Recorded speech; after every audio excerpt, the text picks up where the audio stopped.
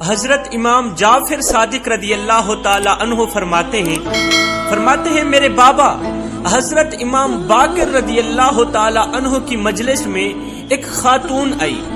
کہنے لگی حضرت میرے علاقے میں ایک عورت کا انتقال ہوا،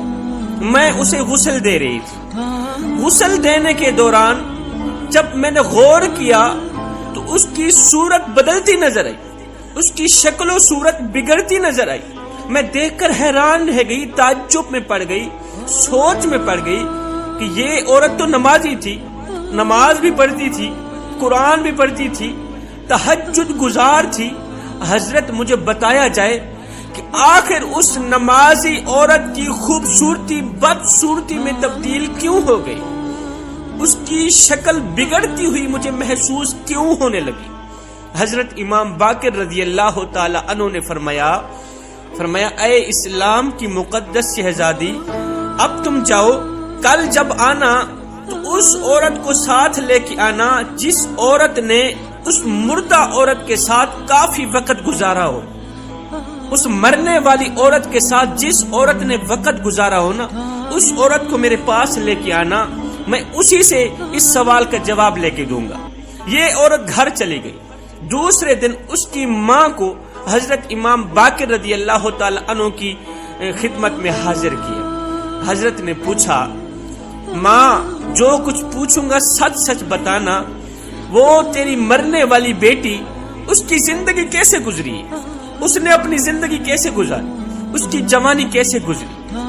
اس کا اٹھنا بیٹھنا کیسا تھا، مجھے بتایا جائے۔ اس بڑھیا عورت نے کہا، اے نواسہ رسول، آپ کے آگے جھوٹ بولنا فضول ہے،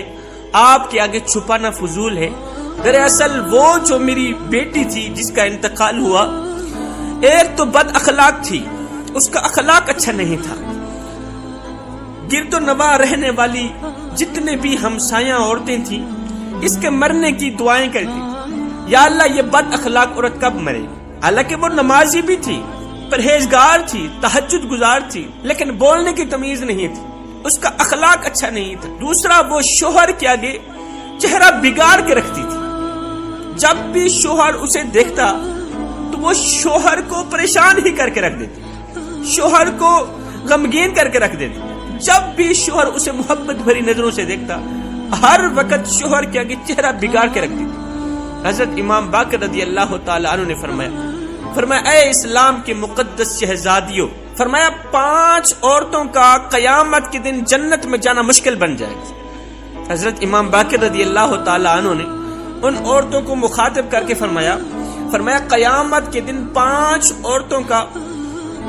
جنت میں جانا مشکل بن جائے گا۔ پوچھا گیا، حضرت وہ 5 بدبخت عورتیں کون کون سی ہیں،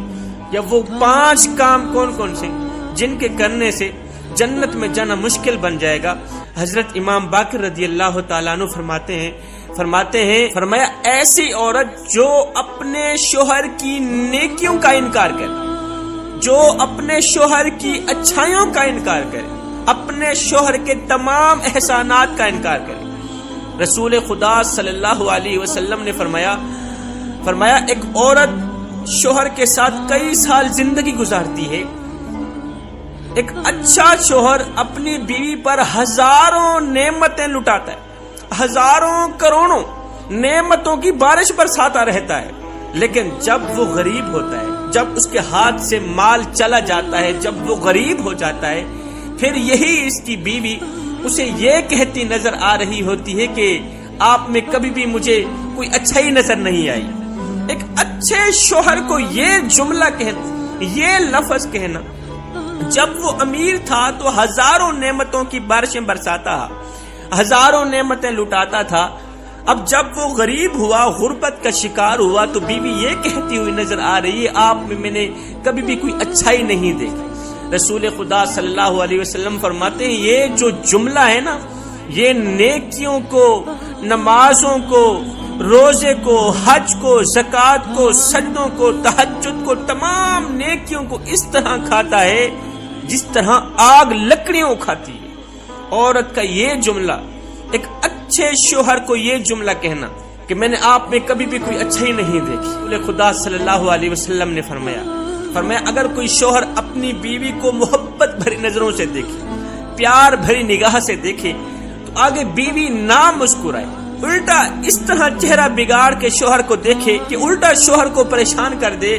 فرمایا ایسی عورت پر اللہ تعالیٰ کا غضب پڑتا ہے، ایسی عورت اللہ تعالیٰ کے غضب کا نشانہ بنتی ہے۔ دوسری وہ عورت جو اپنی زبان سے اپنے شوہر کو دکھ دیتی ہے، تکلیف دیتی ہے، یہ وہ بدبخت عورت ہے جس کے بارے میں رسول اللہ صلی اللہ علیہ وسلم نے فرمایا باتوں باتوں پہ شوہر کو دکھ دینے والی عورت کی نہ تو نماز قبول ہوتی ہے، نہ تو کوئی روزہ قبول ہوتا ہے، یہ اس وقت تک جب تک یہ اپنے شوہر کو راضی نہیں کرتی۔ رسول خدا صلی اللہ علیہ وسلم نے فرمایا معراج کی رات میں نے جہنم میں جھانک کر کے دیکھا، ایک عورت کو دردناک عذاب دیا جا رہا تھا، ایک عورت عذاب میں مبتلا تھی۔ وہ عذاب کس طرح کا تھا؟ لوہے کی کینچی سے، آگ کا جلتا ہوا لوہا تھا، آگ کی کینچی سے اس کی زبان کو کاٹا جا رہا تھا، آگ کی کینچی سے، لوہے کی آگ کی کینچی سے اس کی زبان کو کاٹا جا رہا تھا۔ جہنمی لوگوں کا کھانا بھی آگ، جب ان کو بھوک لگے گی ان کے سامنے کھانا رکھ دیا جائے گا، یہ کھانا بھی آگ کا ہوگا۔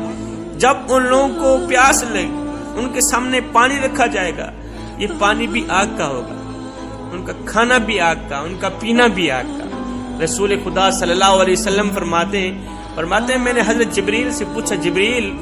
آخر اس عورت کو اتنا دردناک عذاب کیوں دیا جا رہا ہے؟